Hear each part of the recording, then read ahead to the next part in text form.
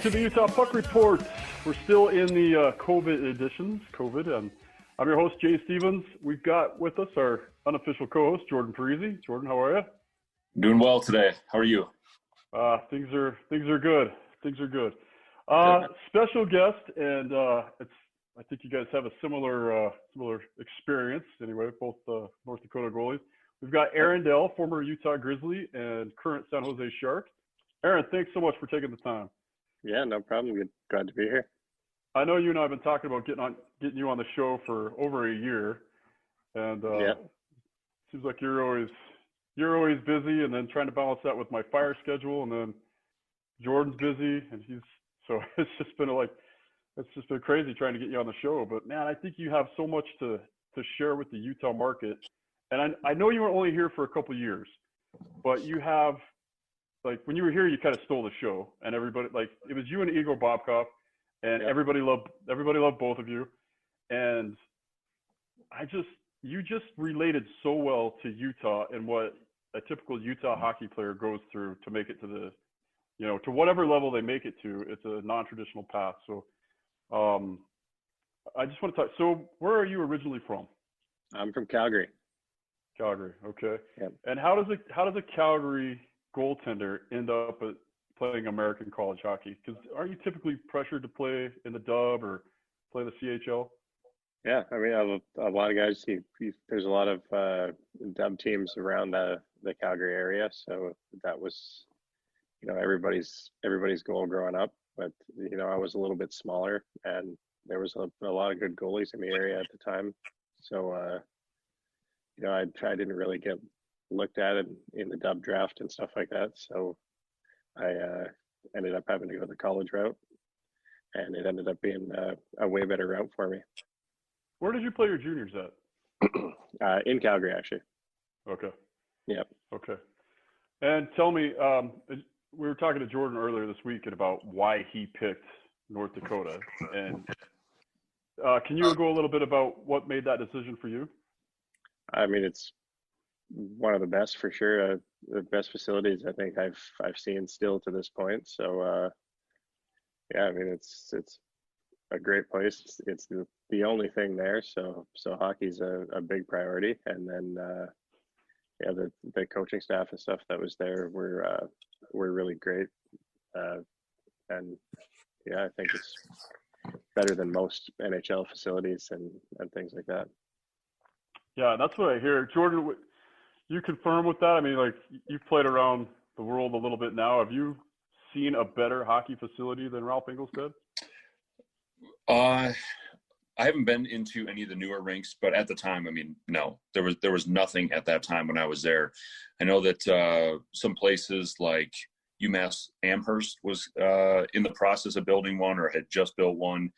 But otherwise around the country, I mean, that's what Ralph Ingolstadt did, is he just went around to every NHL rink in the league, picked out all of the best things that there were in each one of those rinks, and then put them into at University of North Dakota. And it was actually really interesting. I went there again probably in 2013, 2014. And Aaron, you may have already left by this point, but they had redone the locker room. So it was like they actually made it smaller in there now. And yep. And they made it in more of like, I would say kind of an egg shape or an oval shape, so that people were, more facing each other and closer to each other and everything. And it was actually, when we were there, it was just this giant open rectangular room where, if I couldn't even speak to any of my defensemen because they were 40 feet away from me. Yeah.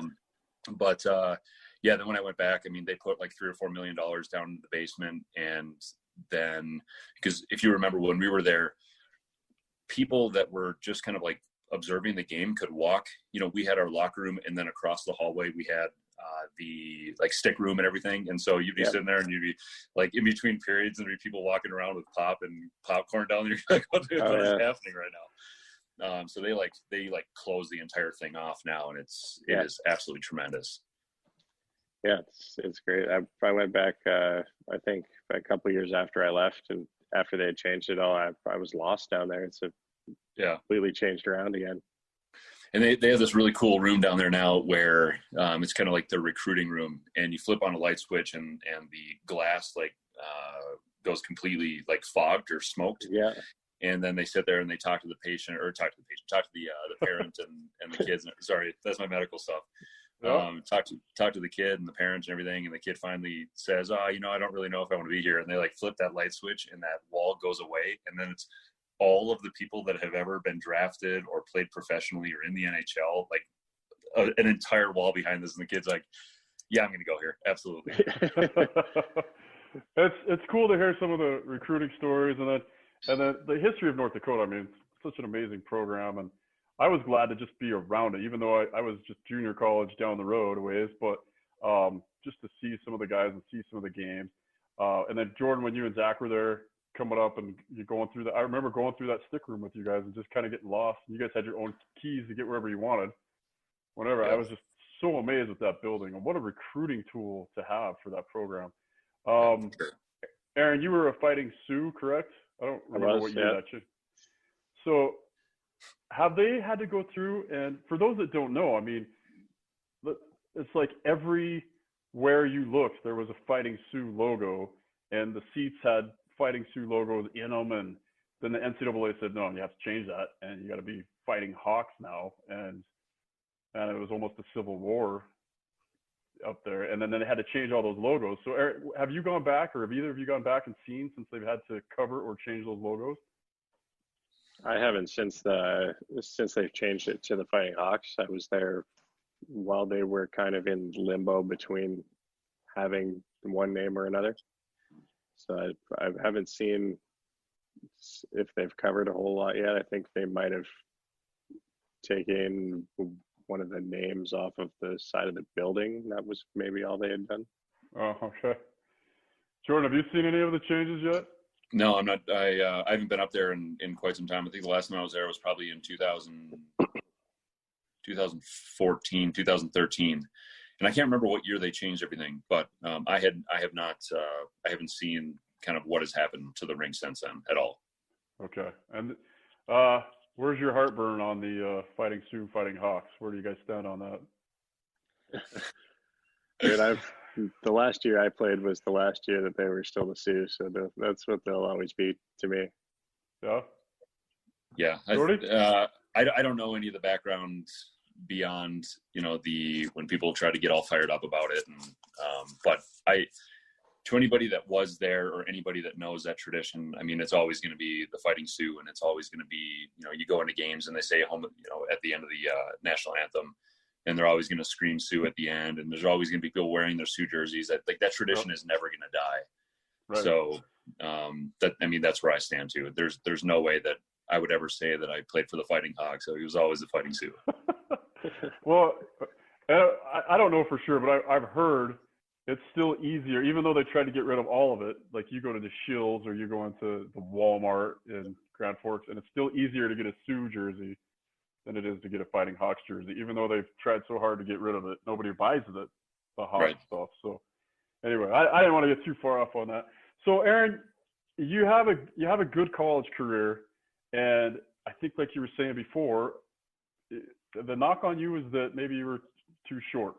Is that what was happening? Yeah, I think that, I still get that here and there as well. I'm one of the smaller goalies in the league now too. And how tall are you? 6 feet. Okay. 6 feet is one of the smallest goalies in the NHL. Can you imagine Darren Pang? I know. That's crazy. Okay, so you're 6 feet. You're getting knocked for being short, which that's not short. And now it's time to go pro. What are your options? Well, when I came out of college, it ended up being the lockout that year. Oh yeah. So, everything kind of funneled down, and all the guys on entry levels and stuff went down and played in the American League, which pushed other guys down. And I ended up signing in Allen in the Central League that year. And there was we played against Chip Chura and David Schlemko were in the league at the time, and we actually had Alec Martinez from LA for a handful of games. So, wow. I mean, it was still good quality hockey at the time there, when, I don't think people gave it as much credit as it deserved at that point. Yeah. Yeah. Well, I mean, that was the thing is when it got locked down and there was that push down, there was all the hockey at the lower levels went up, and it was. I mean, here with Utah, we had Trevor Lewis and Riley Armstrong and Colby Armstrong, and there was another guy that played for the Devils. But I mean, we had really good talent here all of a sudden too at the East Coast level. It was so much fun to watch and be a part of. So in Allen, things went really well for you, and it's good hockey, and you like started really making a name for yourself. Was that the season that you guys won the championship? It was, yeah. And your goalie of the year, or you MVP of the? I can't remember how many. I mean, you got a lot of accolades coming out of that. It started really getting put on people's radar off this. Yeah, I can't remember what they were. It was a while ago now, but I think I had the goalie of the year, or whichever the award was they called it that year. And I mean, it was kind of an exciting year. I was a little bit worried about how things were going to go going into that one. It was kind of up in the air with the lockout going on and stuff like that. So I was a little worried to start that one. Then, partway through the year, I ended up playing a regular amount of games, and it was kind of a crazy ending to that one. We ended up in Game 7 overtime victory for the win. I had no idea I went to Game 7. Yeah. That's awesome. Aaron, what was the process for you leaving early from UND? I'm trying to remember. We had Zane Gothberg, well, McIntyre now, who was coming in as well, and Clark Saunders was also coming in from Alabama Huntsville, and I just kind of figured there was time to go, and I talked with Dave Hackstall, and we kind of figured that out, and then he said, he's like, these guys are going to be coming in, and I got to give them a shot. And I was like, well, I don't really want to split time at this point, so maybe I'll just try and move on. And that's a nice conversation with Hack. Yeah, that's kind of how it went. Okay. So, and that's another thing that makes us impressive. And Jordan, I'm glad you brought that up. It's that, they're basically telling you, hey, we're bringing in these other kids, and they're going to play, and you're going to play less. And obviously, that's not what you want to hear as you're getting older. You want all the games. You've been there long enough. It should be, it's seniority, right? It's my turn. I should get the games. So, your story's so awesome because, well, I'm sure it wasn't awesome at the time, and it probably, when guys are telling you, hey, you're at 6 feet tall, you're too short. Now go play in the Central instead of staying here. That's like, and then to be where you're at now. Okay, so you win the championship, and now you find your way to Utah. Does it go right from Allen to Utah? Yep. And that's kind of where I first started meeting you and finding out your story. And tell us about coming to Utah and had you heard of Utah? Like, did you know what to expect coming here? I didn't really. It's one of those spots that, if you're not from the U.S., you don't really know much about it. But it actually ended up being a lot like home. So you got the Park City and stuff in there. It was kind of like Banff for me where I was from, and it ended up being actually a lot like Calgary. And I really liked it there. People were really nice and everything like that too. So just the area and things like that were really great. And then I still talk to a couple of the guys that I played with there every once in a while, and it was a good experience for me. I definitely really liked it there. How long were you here? I was there for one season. I signed for another one, and then I ended up signing in Worcester, and then they traded me to Allen so that I could go back and forth within their system. Okay. So, and I remember a little of that going on, but man, it just seemed like you came in, and at the beginning of the year, as the EVOG, I kind of get the layout, and they told me, they said, okay, we have this guy, Igor Bobkov. The Ducks are pretty fond of him. We're bringing in this other guy. We expect Bobkoff to get a lot of call-ups, and we expect Dell to play a majority of the games.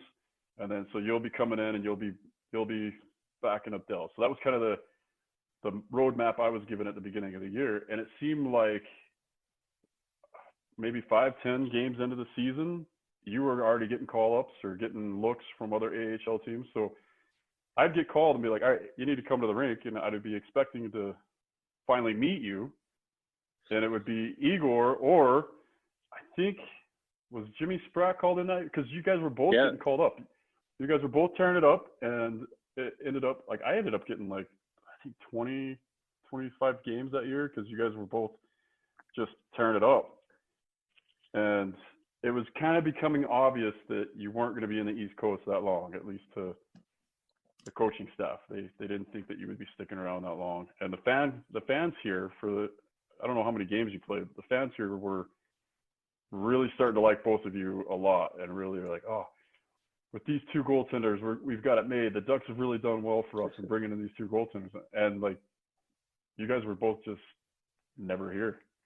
Is that how you felt? Yeah, that's kind of how I felt. I think for the first little bit, I was there pretty regularly. I think I went to training camp in Norfolk, and then I think a week later they called me back up for like a couple of days or something like that, and then sent me back down. And then I felt like I was there for a decent amount of time after that. But then, I kind of bounced around a few teams after that for a while. Yeah, and that was the weird thing about you, and that some people don't understand, is you weren't signed by the Ducks, you were signed by the Grizzlies. So you had the opportunity, which is kind of rare in hockey, to get called up to other AHL teams. It wasn't just San Diego. It was, you got called up to at the time. Yeah. Okay. And that was the only one. And then at what point did the Sharks come on the radar? They were after that season. So that year I was with Norfolk, who was with the Ducks. I was with Manchester, who was with the Kings, and then Abbotsford, who was with the Flames. So just kind of all over the country. That's kind of cool.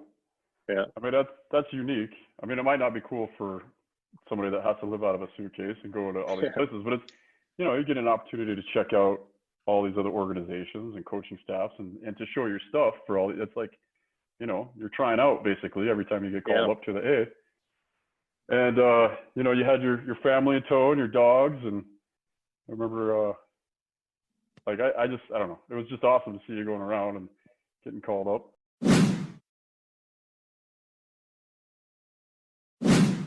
So let's talk a little bit about, before we go into the NHL and how that's going right now, I want to talk about your selection of gear.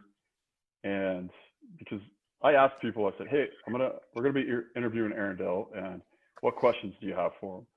And undoubtedly the text messages I get are, how does he pick his gear? What's the deal with Captain America for the Canadians? And like, do you just sit down with Joss from Brian's and go over stuff, or do you have stuff in your head already? A little bit of both. I have a buddy who he played junior A with me in Calgary for a little bit, who went to school for graphic design, and he really has similar taste as me in gear. So I came to him one day. I was like, I want to make a shark themed pad that doesn't look like a tacky shark pad, Yeah. I was like, I want it to be kind of somewhat simple, but also not necessarily like just a logo stamped on there. So I was like, I want you to design your own kind of shark that's not necessarily a logo based shark. And he's like, all right, I'll get on that. And he gave me like 25 different options on them. So and he's like, well, pick one of these, and then I'll dial it in a little bit after that. And so that's how the ones I wore last year and the black ones from this year, that's how I ended up with those. And the other designs, mostly I'd sit down with Jaws.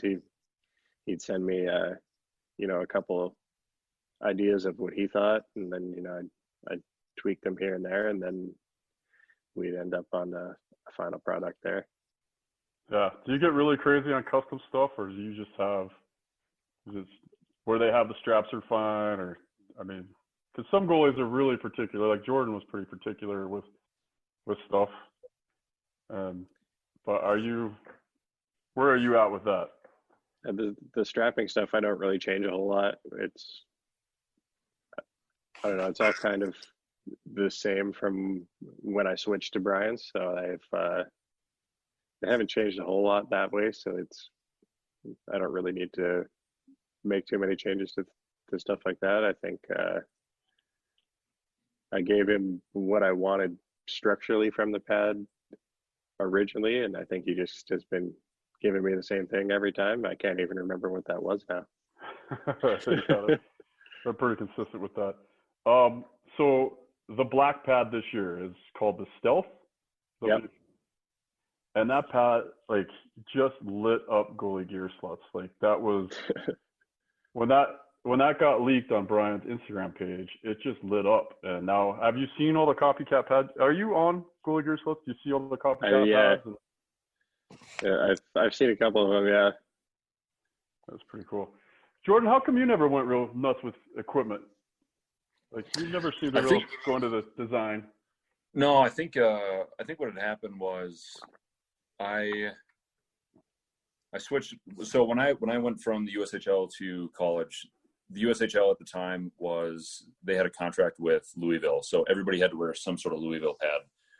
And so my first year in college was a Louisville Bionic or something terrible. Just try to cinch those things on as tight as you possibly can to your legs and let her buck. So I wore those guys for my first year, and then I don't know how I got introduced to Coho, but then I went Coho, and then Coho was bought by Reebok, and I just kind of stayed with them I tried a set of Von Visions at one point, and they were just very different from what I was used to. I was at the time, gear has come along so far. I remember my first set of Louisville pads, there wasn't even a knee stack in it. It was just basically, you just hope to God that you don't slam your knee on the ice, and it misses. And then all of a sudden went to Coho, and they started having the knee stacks. And then when I went to Vaughn, or when I tried Vaughn, it seemed to me like I lost that kind of that angle from higher knee to a lower ankle. My leg was straight across, and it was causing a lot of problems for me personally. Just looked how my hips felt and everything. And then I just kind of stayed with Coho and Reebok from that point forward. And once I started floating around in Europe and getting into the leagues that I wasn't really having the best time in the world at, then you can stop. You basically aren't you're not given the option for a lot of particulars on your equipment, so you just kind of get whatever is in the bag. You get what you get. Yeah. Right. Well, I even remember one year in college, you're like, hey, they're not buying me. I'm not getting another chest pad. What can I remember having to send you sample pads and try to well, somebody wasn't buying stuff. The funny thing is, and Aaron, I hope that they took better care of you, but before I got there, they weren't giving guys a second set of gear. So you got your stuff at the beginning of the year, and that was it. And whether your gloves were breaking, or blockers, or chest protectors, or pads, or whatever breaking down, you weren't getting new stuff. And so my third year, they started buying more than one set of gear for the goalie each year. And so Aaron, you're welcome if you got 3 or 4 sets of gear that year. I think I only got one set, but 2 sets of gloves, I think was the deal. Yeah. Okay. But yeah, so I didn't really have a lot of room, or we didn't really have a lot of room to do any of that stuff in college. And then at pro, my first couple of years in the American League, everything was great. Then I went overseas. My first 2 years overseas were fine. And then after that, everything kind of, it was just the direction of the career, or direction of the leagues, and the way that my career went after a couple surgeries and things. And and all of a sudden you don't get stuff anymore. Yeah, I guess that's how it goes. But at least there were those times you did get stuff. Yeah. You know. Well, and then all of a sudden, like, you get done playing, and it's like, you know, you want to go and skate with your buddies or something, and your old skates are gone, and then you have to buy your own skates. You're like, what is it? I've never done this. These things are way too expensive. $1,000, yeah. You just had that experience, right? Wasn't that just like a month ago? You're like, I had to go buy my own skates. I had to go buy player skates, and yeah, they were like $800 or something. Just absolutely obnoxious. Yeah, welcome to not being a pro. Yeah. All right, so Aaron, the Sharks get in your sights, and you go in and you just kill it. Like, every time you seem to have the opportunity, and your name starts coming up all the time. I don't know how much you hear it, or if I just seem to pick it out when announcers say it, but when people start talking about trades, or they start talking about goalies that are up and coming that are backups that shouldn't be backups, your name starts popping up right from season one. And do you hear that? Do you know that that's going on? A little bit, but I think being in the middle of it, I think I miss a decent amount of it, but I still catch it, you know, here and there. You have an agent that calls you and says, "Hey, you're, you know, just keep doing well," or you just catch it on SportsCenter? Yeah, he's my agent's pretty good about it. He's always like, "You just play, and I'll take care of the other stuff." And then I think that seems to be working pretty good for us. It helps me not get distracted by stuff like that. Right, and that's I guess that's the best approach to it. Is you know, I don't know how that part works. I've been in the pro locker room long enough to see that. I can see how guys wouldn't know what's going on, because you get you get to the rink, and maybe you're watching hockey on TV, or maybe you're not. It seems like a lot of times the guys are not, or they're trying not to watch what's going on, and they're trying to focus on, I'm going to get into practice. Like, sometimes they'll go in and the TV screens have baseball on or whatever, just because they want to focus on their life and not get caught up in that stuff, so that they don't get distracted. And then, you know, you guys stay so busy that I can see how maybe you wouldn't hear about that stuff. But this year, phenomenal season for you. It just sucks that this happened. But I still have to go back to the thing, because that was actually a question I got asked, is why Captain America? Like, because you had a Captain America mask, correct? Yeah, it wasn't actually Captain America. I know it looked like it. I got that a lot, but yeah, that was when I was in Allen, and it was actually the Allen American. Yeah, it was actually a take on my scarecrow masks that I have now, but it was made out of a Texas flag, but the star from it was just right in the middle, so it looked like Captain America. Okay, all right. And then a couple of the other questions I have, and feel free to tell me that that's none of our business. The OKS goalie thing. I actually was just wearing the shirt one time, and they ended up taking a picture of it, and it just kind of stuck. Yeah, it's funny because I remember seeing the shirts, and then I knew you got one, and then all of a sudden it was you, like, it was your theme or whatever. Like, everybody just kind of tied that to you. Ran with it, yeah. And literally, so I Googled it, and if you Google World OKS goalie, you pull a picture of Aaron Dell pulls up. So I thought that was kind of funny. All right, so tell me, you said scarecrow mask. So tell us a little bit about what goes in your mask now. What's the design on your mask now? Yeah, so I kind of based it off of the scarecrow from Batman. Like, same thing. I went to Chance, the guy who helped me with my pads this year. And I talked to him when I was in college. We kind of started this. I was like, I want, you know, kind of something that I can switch team to team, just kind of change colors. I can have the same theme for it, you know, kind of like a Felix Potvin style thing, kind of simple. Yeah. And he's like, all right, let's find a theme for it. And we, you know, threw some things back and forth, and ended up with the scarecrow from Batman. And he kind of has taken his take on things like that, and that's pretty much what I've been doing since would have been my junior year of college. Oh, very cool. Very cool. All right, so what's the plan now? I don't know what you can and can't say, but what's the NHL telling you now? Rumor is 2014 is going to the playoffs. Have you guys been asked to report back at a certain date? I mean, I think the NHLPA and the NHL are in talks with that right now, and I think it has to be, voted on by the players at some point for legal reasons and things like that. So I still haven't heard anything yet for the most part, but yeah, it's very, kind of up in the air right now. So just kind of sitting here waiting. Are you getting any ice at all, or you just? No, not here. Everything's closed. Yeah, we can't really do anything. I've been pretty much indoors 24/7, with the exception of the odd walk around the block every couple of days or so.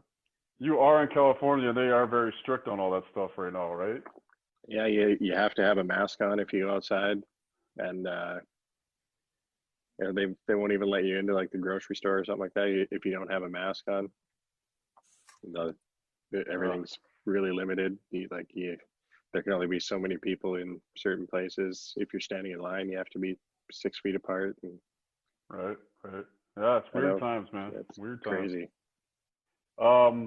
Contract-wise, do you still have time with the Sharks after this season? I don't. That's what makes it even more confusing right now. Is my contract's up this year. Okay. Well, and obviously, I mean, we can't ask any questions on that because nobody knows anything. Yeah, same thing. I mean, when is free agency going to be so I can find out? I have no idea. It's so crazy. Such a weird time, and your whole life's on the line for it. One of the other questions we had, and I don't know if you have anything right off the top of your head, but craziest memories of playing in Utah. Do you have any craziest or favorite memories of being here? I think Utah was the first time we ever did a like pucks and paws game.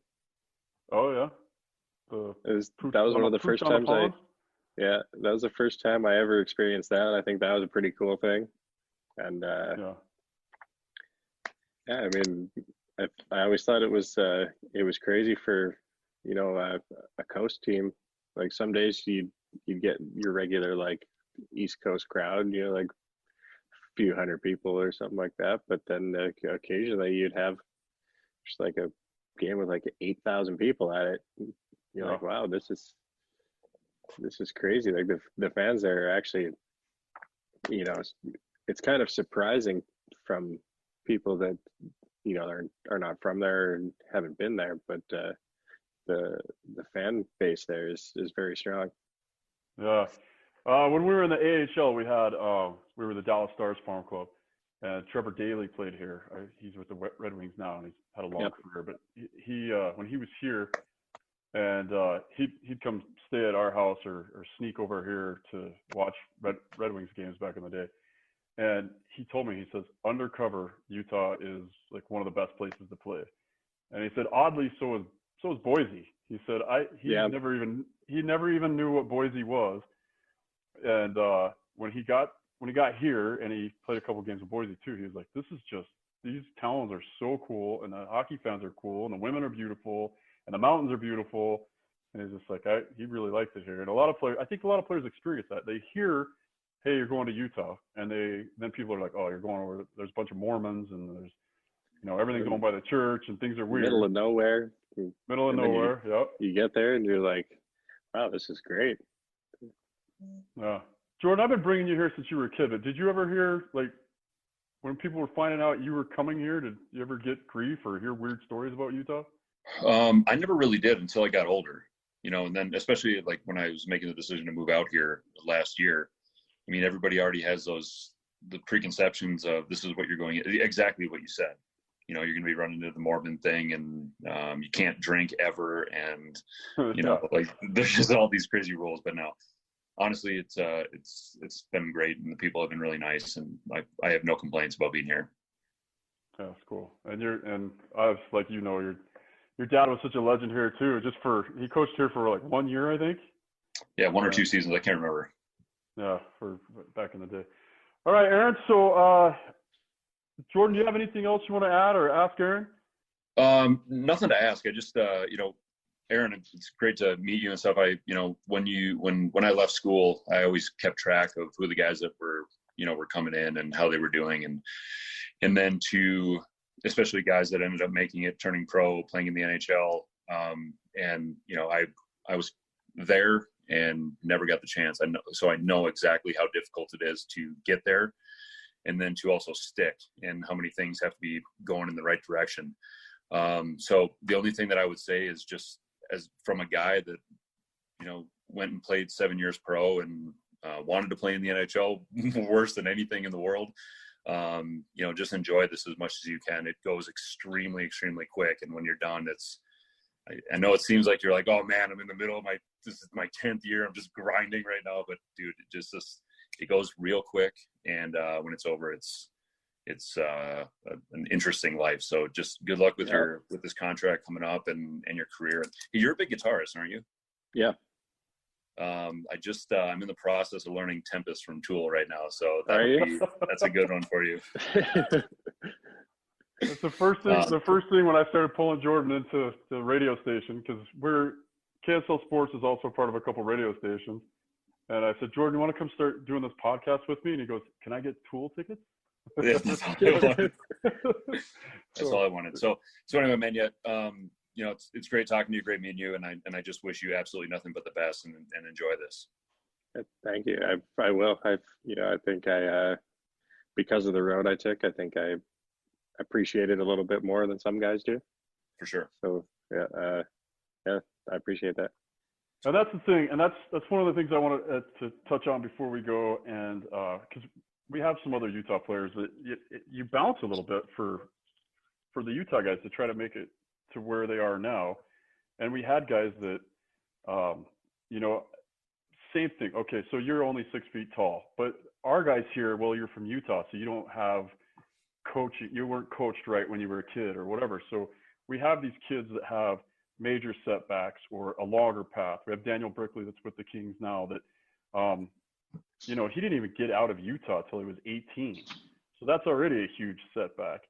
And so to have you come in here from the Central League to the coast to now being in the NHL, like I said, you just kind of fit the mold of what our guys have.